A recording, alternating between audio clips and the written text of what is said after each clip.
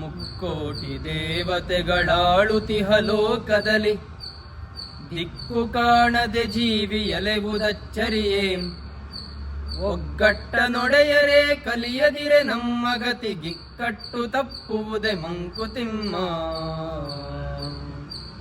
ನಮ್ಮ ಹಿಂದೂ ಧರ್ಮದಲ್ಲಿ, ಸನಾತನ ಧರ್ಮದಲ್ಲಿ ತುಂಬ ಜನ ದೇವರುಗಳು ಅಂತ ನಾವು ಹೇಳ್ತೀವಿ.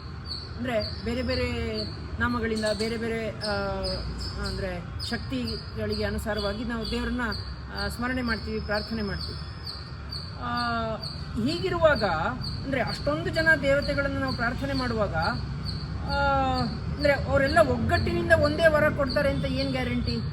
ಅಂದರೆ ದೇವತೆಗಳಲ್ಲೇ ನಾವು ಅಷ್ಟೊಂದು ದೇವತೆಗಳು ನಾವು ಪೂಜಿಸುವಾಗ ಅಂದರೆ ನಮ್ಮ ಜೀವನ ಇಷ್ಟೊಂದು ಕೋಲಾಹಲದಲ್ಲಿ, ಗಲಿಬಿಲಿನಲ್ಲಿ ಇರೋದ್ರಲ್ಲಿ ಏನೂ ಆಶ್ಚರ್ಯ ಇಲ್ಲ ಅಂತ ಹೇಳ್ತಾ ಇದ್ದಾರೆ ಗುಂಡಪ್ಪನವರು.